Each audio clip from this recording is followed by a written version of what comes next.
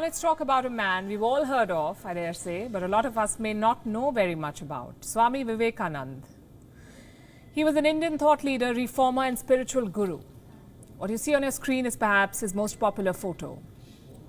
This is how we remember him today. Swami Vivekananda is not ancient history. He was born in Calcutta in the year 1863. His name was Narendranath Datta. In college, he read both the Bhagavad Gita and David Hume.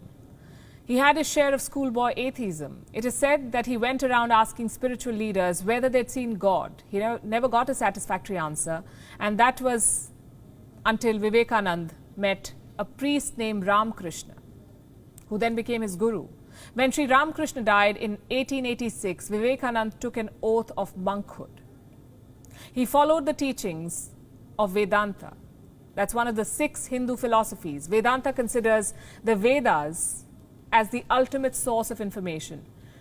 It emphasizes on knowledge or jnana as opposed to sacrifice or karma. Vivekananda believed in inquiring about Brahma or the ultimate reality.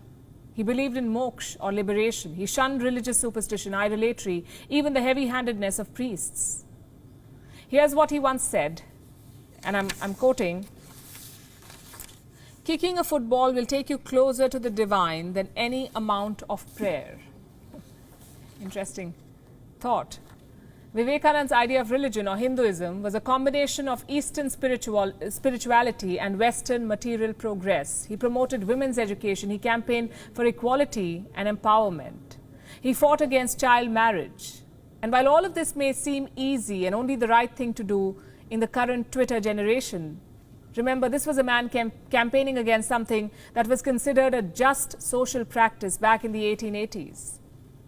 Vivekananda was a social reformer. He shot to fame in 1893. That was the year of the World Parliament of Religion, or what we now know as the Chicago Assembly.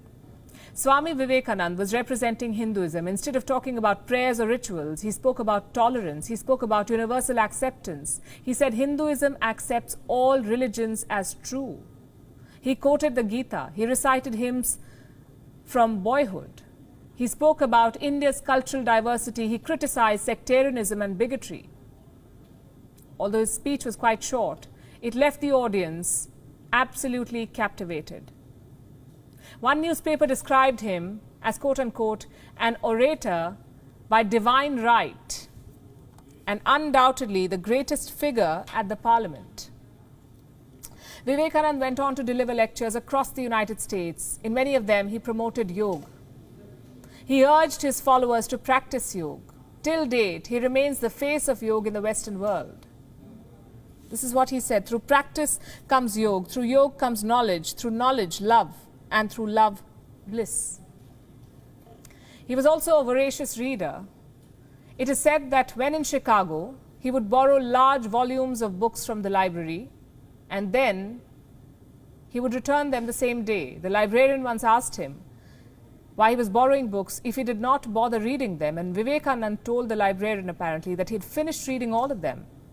He had his own definition of Hindu self-pride. He believed in cultural nationalism. He believed in self-sufficiency. He believed that through muscles of iron and nerves of steel, India would one day retain its lost glory and pride.